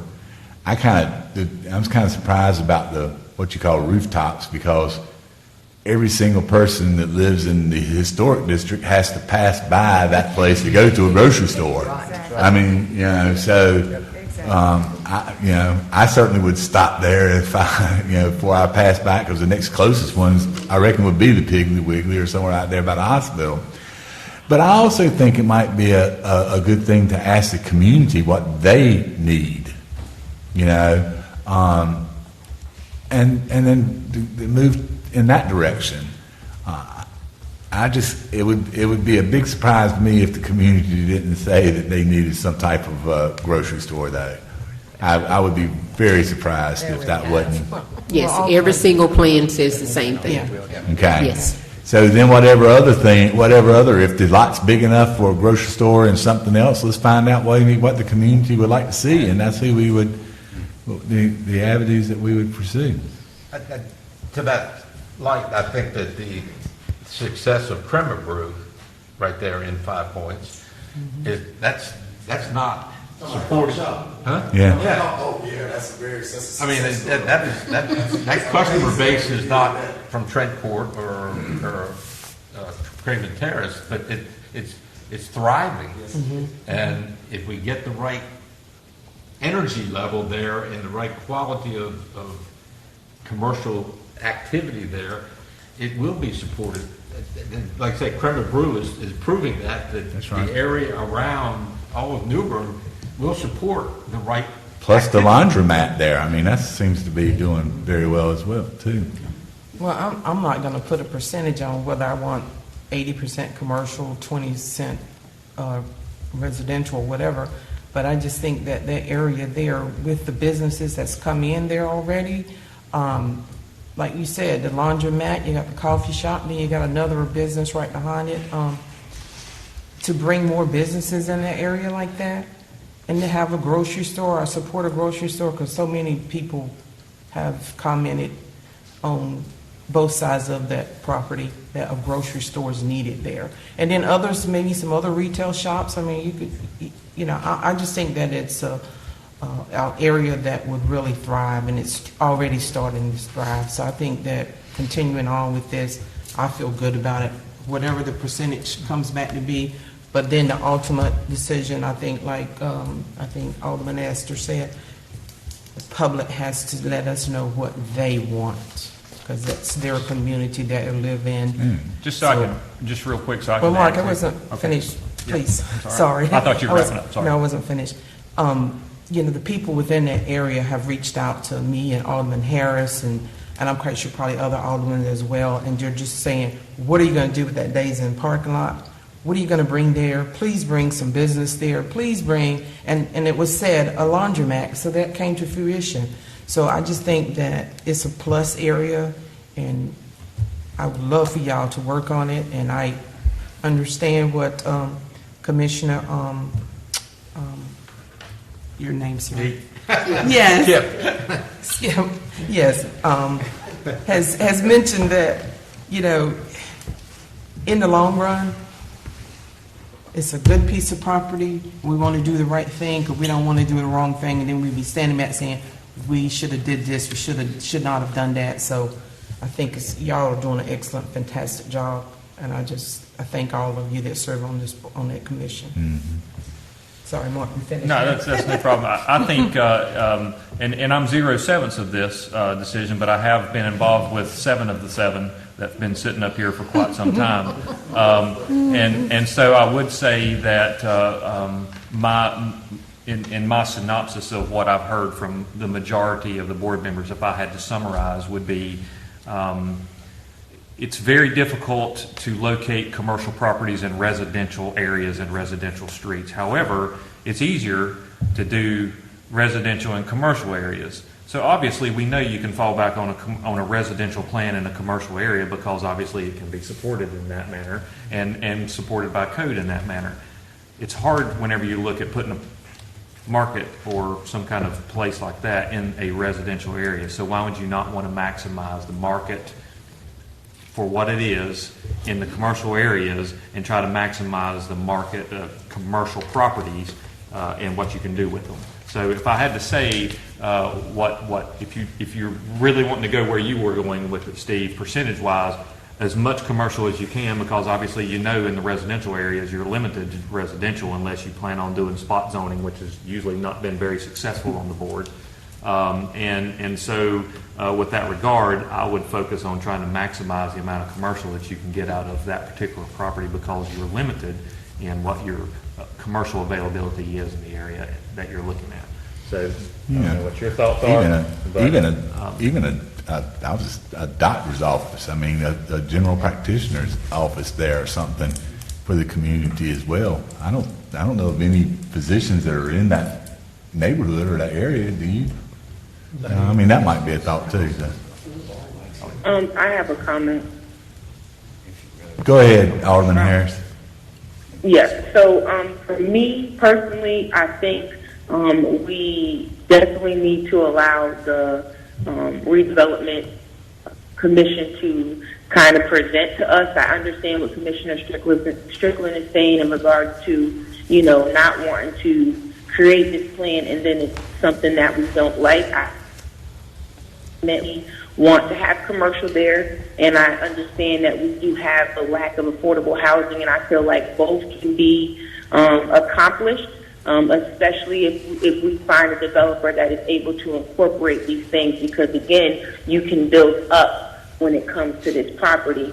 So for me, I think it would be a great idea to, because I've been here 10 years, and I haven't really heard any developers breaking down the doors of City Hall to figure out what they can do to day's end. I feel like it's, we put the information out there, they submit their information to the redevelopment, they go ahead and go through these different developers, and then from whatever they decide, that's where the input, because that's what the developers do. They deal with the community and find out what they want to be in this location. They go through these process and then come to us.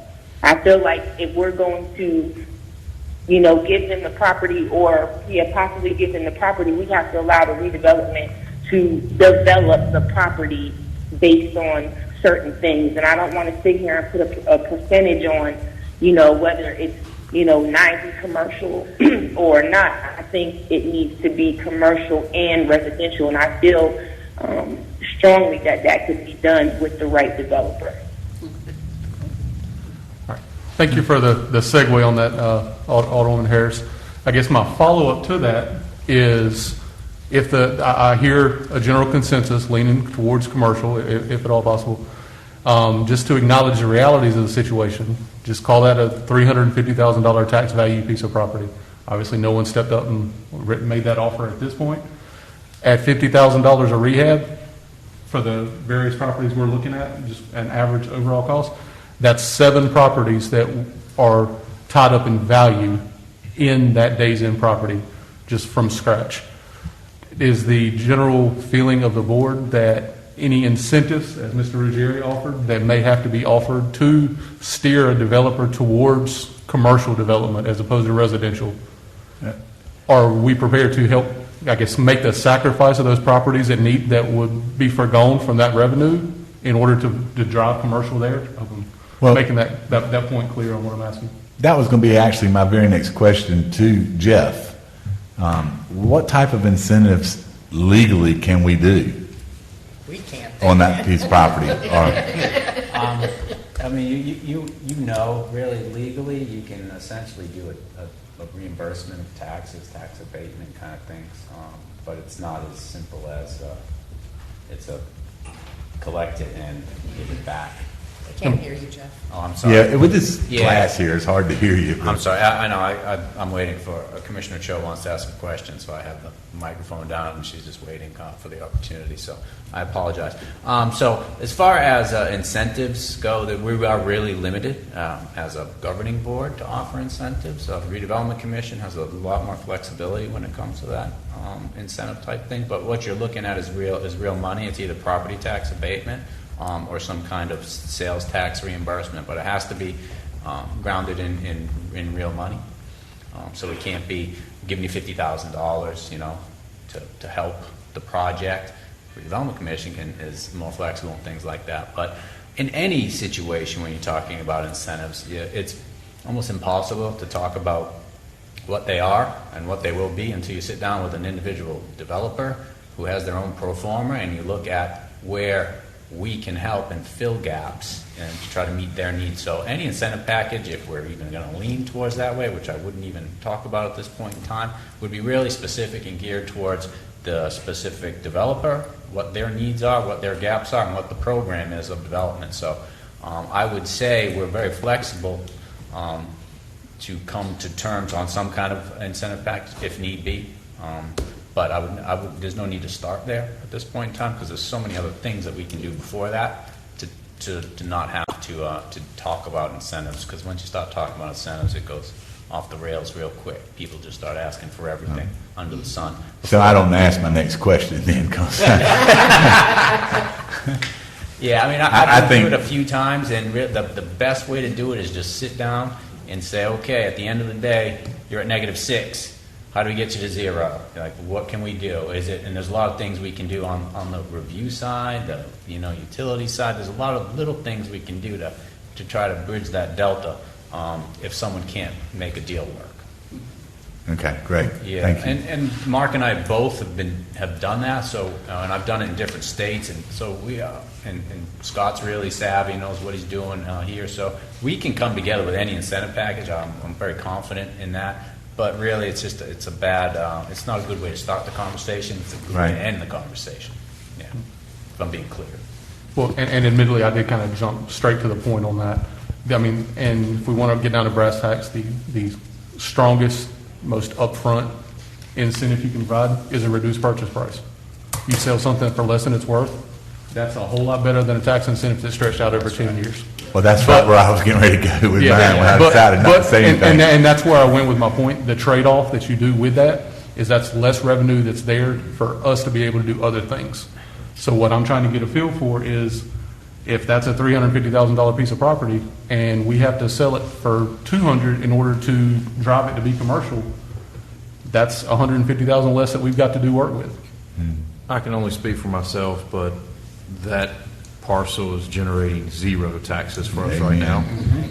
If the right plan was brought before me, I would vote to give the property to the developer if it included the stipulations of things that we're outlining. But I don't want to give them a piece of property to build another low-income tax credit property. But if it's got a grocery store on the bottom floor, that's a different story.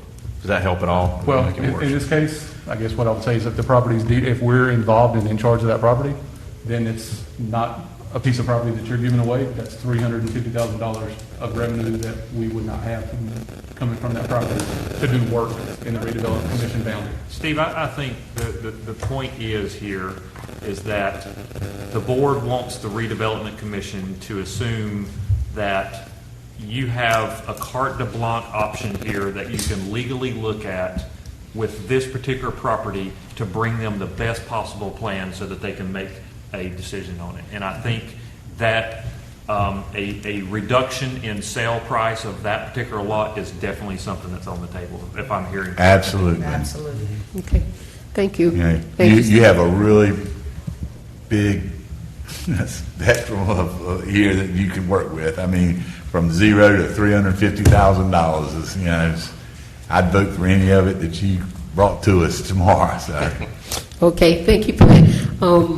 We have Commissioner Cho, and then we're going to be finished with our comments after that. Commissioner Cho? Yes, I'm here. My question is, so, as we move forward, will there be focus groups, from stakeholders as we, make the determination as to what would go on the property?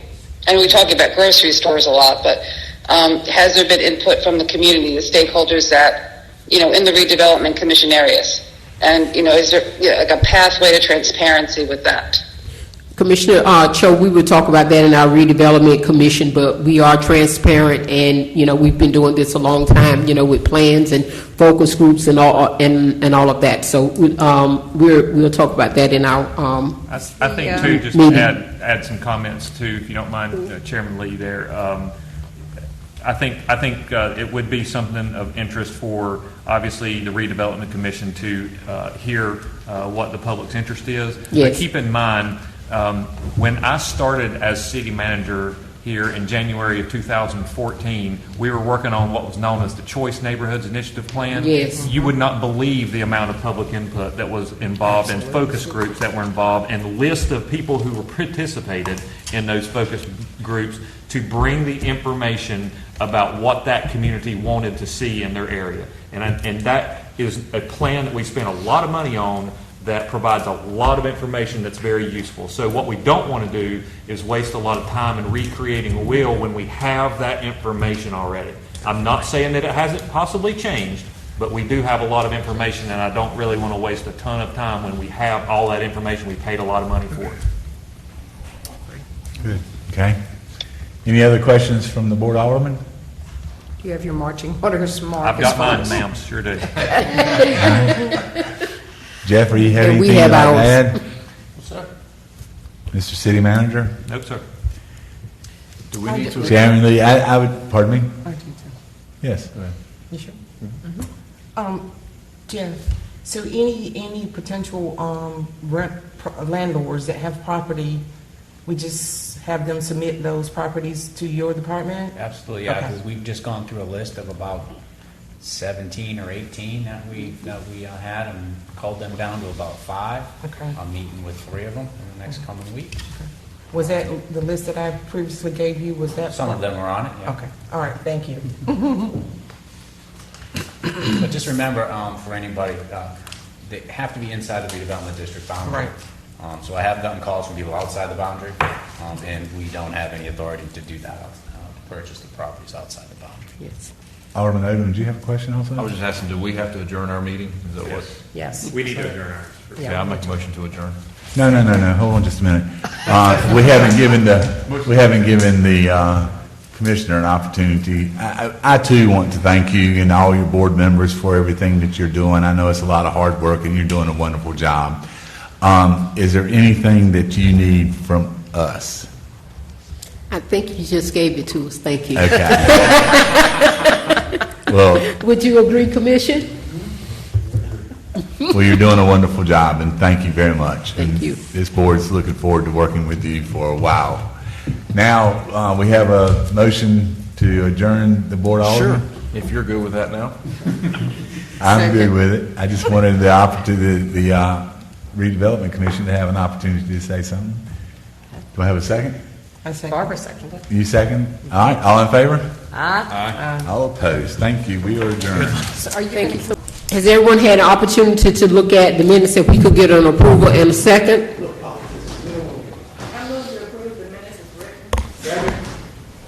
Thank you, Commissioner Bullock, Mosley made the motion, and then Commissioner Wallace seconded. All in favor, aye? Nays? Ayes have it. Thank you so much. Yes.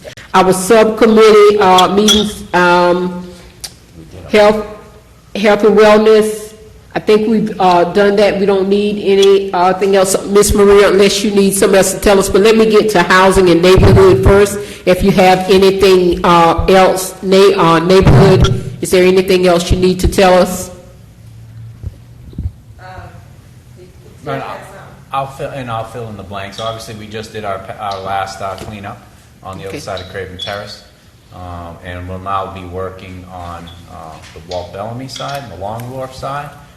What I do want to tell the commission is that we've made contact with Foss Recycling, Yes. and they are willing to come to us and pick up 1 or 1,000 junk vehicles if need be.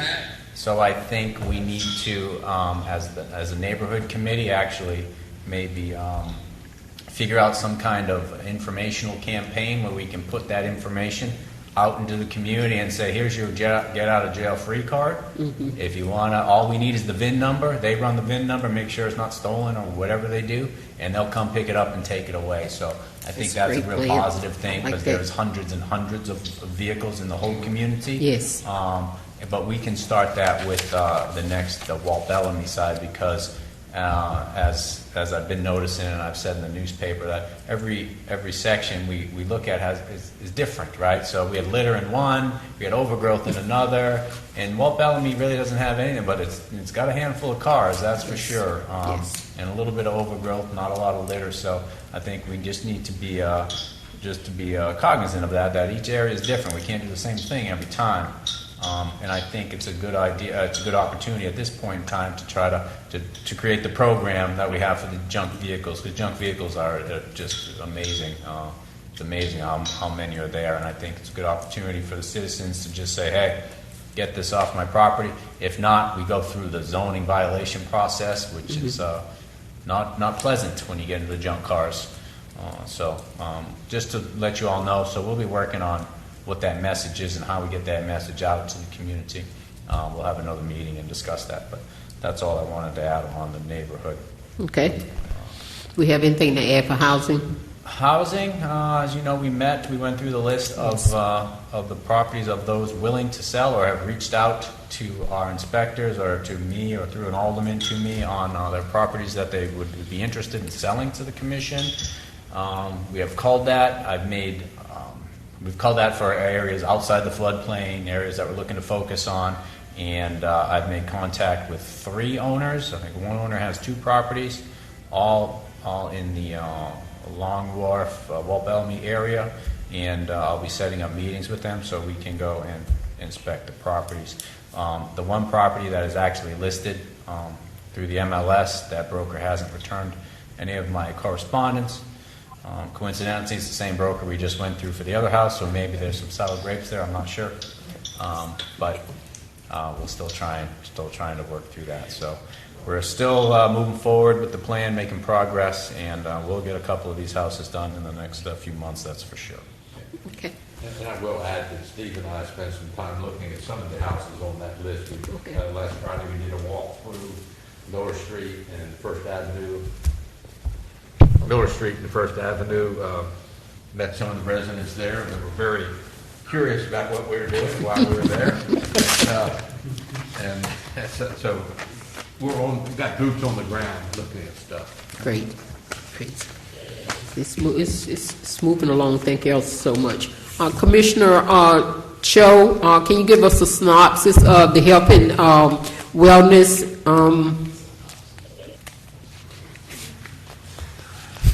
Hello? Go ahead, Maria. Can you?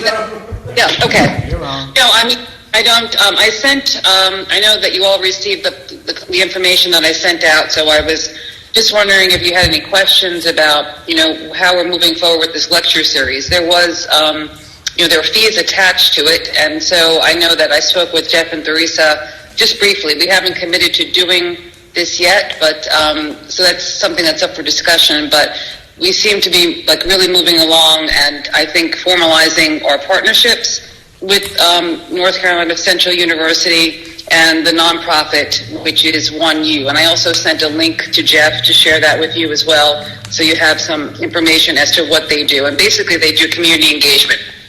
So the person that's helping us facilitate this, the community specialist, that's her title, she works also for this nonprofit.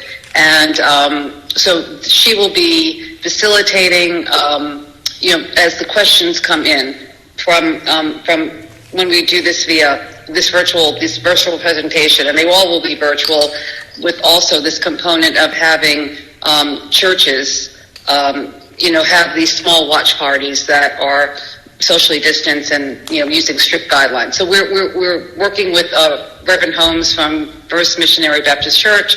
He's working with a series of, I think, 30 other churches. He's been in contact with doing other things for voting recently. So he's got this network that he's developed that he will share with us and help us, kind of share what we're doing and see if we can strategically locate some of these churches to help us as we move forward, having these watch parties for these particular lectures. So that's what Jeff and I and John and the rest of the group, I think, discussed and moved forward with today. And having also developed the message, like the public service announcement for example, what Dr. Livingston will be talking about. So we haven't gotten that information yet. That hasn't really been given to us, but it will be. So we can kind of create this consistent messaging and send it out. And so when the church gets that, they can share it, with their people, and then decide who will want to participate, and then working at the technical end from the city. So this will be quite an endeavor that way. Jeff, do you have anything to add to that piece of it? I know. No, so I'll try to fill in some of the blanks, and this is something that we really need a nod from the whole commission at this point in time. And so what we've been working on is essentially it's evolved into a 5-month kind of lecture series, and the lectures are in the packet that I emailed you out in your packet. Really great group of people. I mean, it's going to really focus on kind of personal responsibility, personal health, COVID in the community. A lot of not just COVID, but a lot more about kind of a holistic approach to mental wellness, physical wellness, all those types of things. 5-month program, one a month. It will be remote, essentially. We're working on the process to do that right now. Unfortunately, I'm the guy that has to figure it out, and I really just figured out how to turn on Zoom yesterday. But I did, and thank you, Maria. I did do a good job, didn't I? Tabari. But again, so we're working on having kind of like last time when we had 2 places, watch places. One was the Omega Center. I think the other one was First Missionary Baptist, correct? Pastor Holmes' church. And, you know, he had about 25 people. We never had a lot of people in Omega Center, but we, again, didn't have a lot of time to market that because we got hit with a hurricane the week before, and it took 4 days out of my life working the hurricane from a city's perspective. But we're working with having other places where people can go and watch. Each one of those places will have a liaison there who will collect questions and send them to the one moderator who will then funnel them to the speaker. So we have the idea set up. On Friday, we'll be getting the whole program idea from NCCU, and that'll have all the details on the speaker and what the program is. From there, we should be working on the media and the press release. But it's kind of it's exciting. It's not like a boring kind of health topic. It really is a lot of motivational speaking, mental health, mental wellness, physical wellness, all those types of things. So I think it'll be really good.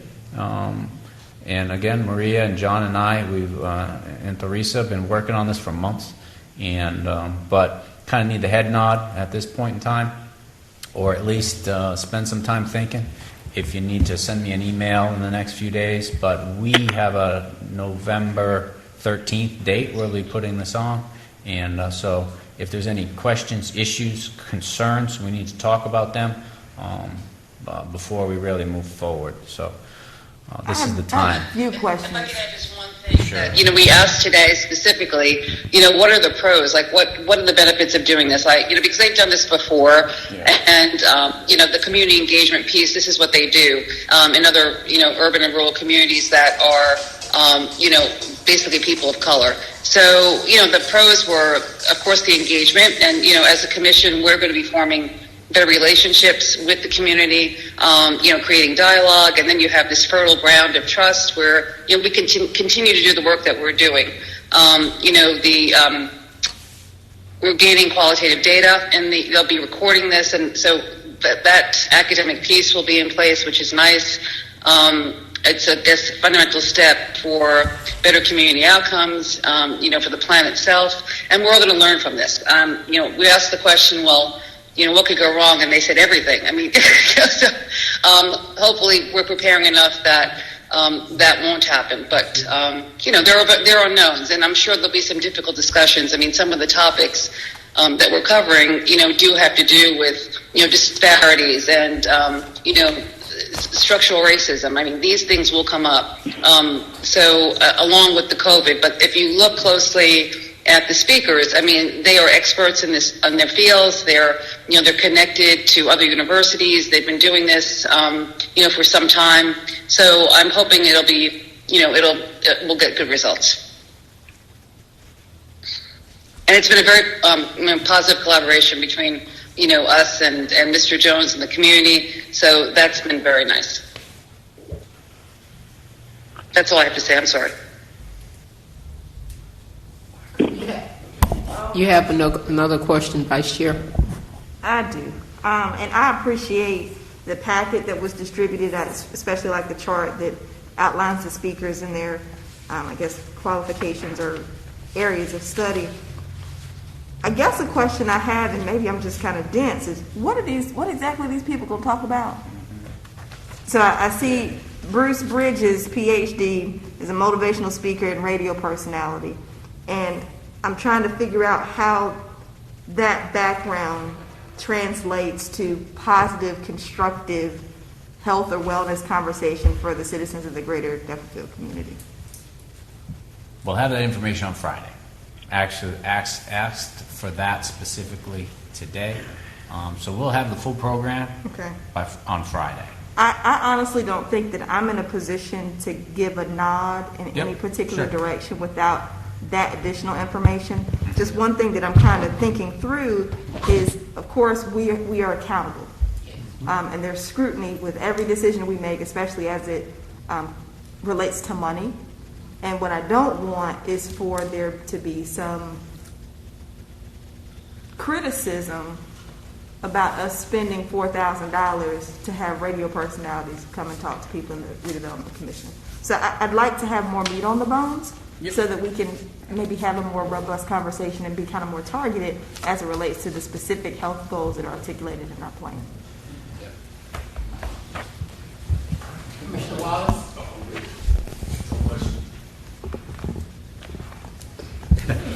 I concur with what Jamie had to say. I had some questions about the little synopsis of what the speakers are going to be talking about, that some of them were not health-related at all, and I don't want to get the community involved again in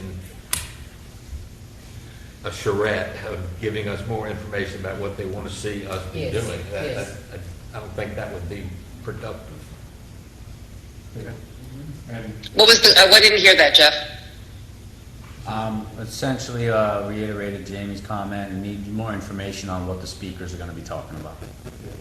But what was what did he just mention, Kim, about something about not health related? That's what I. Well, okay. So that's the concern, is that we're health and wellness, and health is in our plan, and the concern that Kip and Jamie are sharing is that they want to make sure that it really is in our, in our wheelhouse, and that we're sticking to health and wellness. Again, there's the same questions I have. I mean, and you had too yesterday. Yes, yeah. So. Right. Well, okay. I guess I just want to make one clarification. So, when you're talking about health, I mean, as far as I'm perceiving it, it's not just the clinical aspect, right? It's not just about taking blood pressures and chronic disease. I mean, that's part of this, but also what I thought we were charged with, so as I could just make it, just to clarify, was also looking at other issues. I know that those might be some difficult discussions, but I think that it might again be beneficial to listen to what what the community has to say. I don't know, but certainly we'll provide that information. But I don't know. I mean, it'd be hard to predict moving forward. Because since they're monthly, how how that will pan out. So that's all. I just want to make that comment. As I get the information, I mean, we'll have to send it out. I'll have to send it out to the group, and we'll have to make a decision, because we are. I mean, we make our own timeline, but we have to create a date so we can actually start working. But at this point, we need to make a decision on where we're going. And being in these meetings, I mean, I have the same questions you all have, and we probably need to. We need the information from the school on what the program is. To them, it is a kind of a data gathering exercise for the school, and that's fine. That's what they do. But also, what Maria said is really important. Is the health and the wellness. And yes, Jamie? So this is a data collection exercise for the university that they want us to pay them to do. It's not strictly data, but they will be collecting data on their end. Yes, it's not an experiment. They will collect. We got a history of that, and we can't. Yeah, I understand. The way I see it now, this is I'm not positive, but they'll be collecting the questions. They'll be monitoring the questions that they get from the community as a way to gauge public health and interest in certain issues, and that's how they'll be collecting. That's the data they'll be collecting, is the questions that are asked throughout the programming. Okay, Commissioner Strickland. Yeah, I heard you say that there were, 25 people at one of the churches? Correct. For the last round, and Yes. a couple of mega. Do we have any idea of what kind of overall penetration we've been getting with this, with like the first effort? I mean, did we capture any sort of details on exactly who saw it, what kind of reactions we got, or anything along those lines? Because $4,000 isn't a lot of money, but if 25 people are all that's going to see it, then...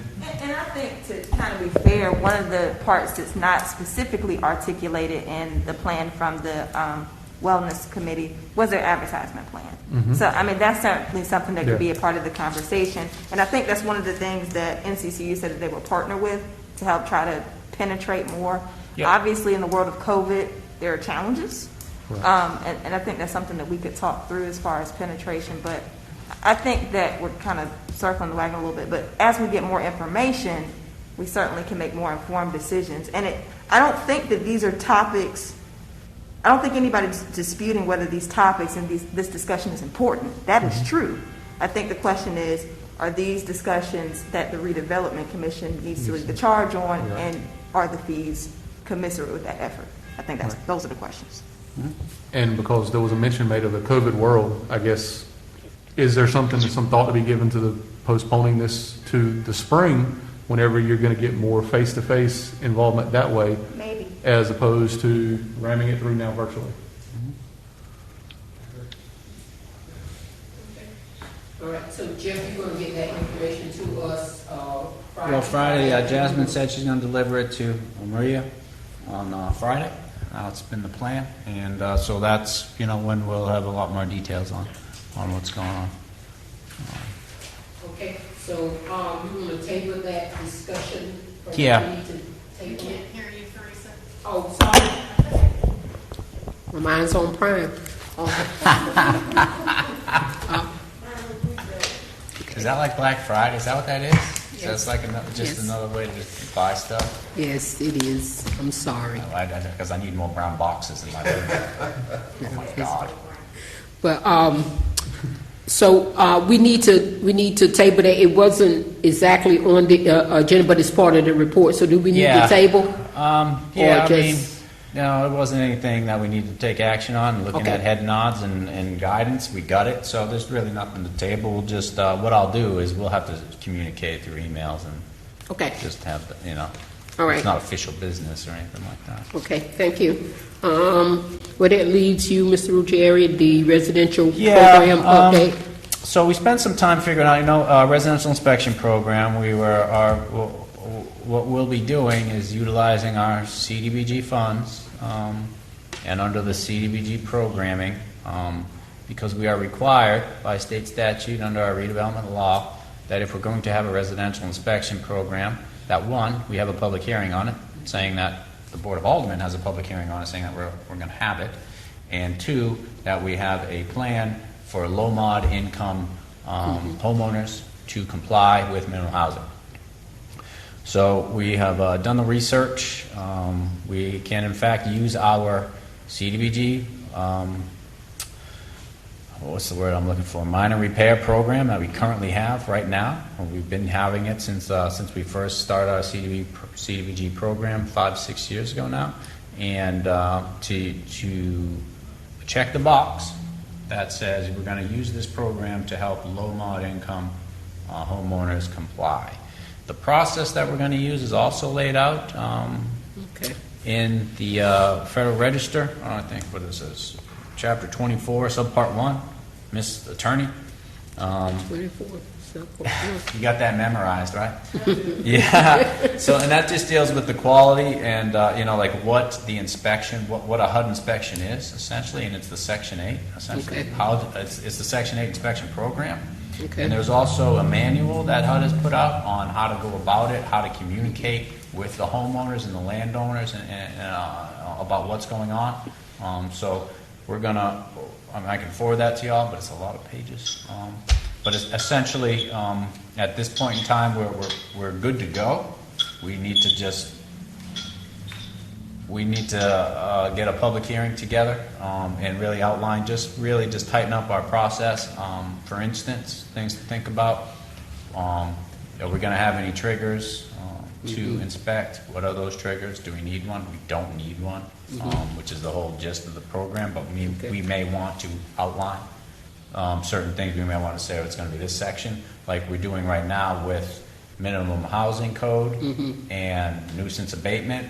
My officers, they're taking down the community in sections. This section here, so I get a lot of phone calls. Well, my buddy over here on the other side hasn't got a letter. Well, he will. We just have to get there. You're in section 15. So those are just the types of little things we need to work out, and also notification. I think it would be a good idea to at least send a certified letter to the landowner that on this day at this time we'd like to schedule an inspection of your property. That's pretty much it. There's not much more to it than that. I just wanted to let the commission know. So next meeting I can come back with that formalized, just list of things that we just talked about. If we want to add to it, take away from it. If you want to talk about it now, any thoughts you have, it's time to do it. But we're good to go. We are fully within our legal rights and authorities to use the CDBG program. And HUD lays out the manual and the inspection process to do so. So it's already done, and we have the inspectors that know how to do that stuff. Okay. All right. Commissioner, do we want to just put it on next month's agenda, have him lay it out? Okay. Yeah. Okay. Kip, All did right. you have want any a copy? questions? Do y'all need a copy of the HUD? I'll forward it to y'all. Okay. I just asked. The Cliff Notes. The Cliff Notes. Yeah, well, there's a lot. There's a lot to it. You know what? The HUD manual, actually, even though it's like typed in like old school, it's like typed and scanned. It's actually really good. It is. It really is. And it's written like in layman's terms, and it lays out the process for different scenarios and how to inform property owners or how to educate them on certain things. So I'll forward that to y'all, and it's maybe 100 pages or something. It's not so bad. Jamie can whip that out in a night. Okay. Okay. All right. Thank you so much, Jeff. Do we have any new business? We have any other business, Commission? My brain is turned off. Okay. Well, Kip, I want to. Kip wants to talk, though. I want to. This is heresy, because I'm the one that made the motion that we only meet once a month. Yeah. But based on this evening and other things that are going on, is it time to have a special called meeting 2 weeks from tonight? We can. We can do it right now. We understand. Yes. We need. We don't need to be. The 28th, October 28th. Yeah. All right. Okay. All right. Do we have to have a consensus to do that, or is everybody being It's good. If October you do a 20th. motion in a second to establish it, that takes away a lot of the notice issues that we have, so that would be great. I'd like to make a motion that we schedule a special meeting of the redevelopment board on October 28th at 6 o'clock at the Development Services Building. Second the motion. First and second. All in favor, aye. Aye. Nays, ayes have it. Thank you. All right. Again, thank all of you for tonight, and certainly thank the Board of Aldermen and for all the work that y'all put in tonight. And we're looking forward to continuing this this process, and we'll see you back on the 28th. A motion to adjourn.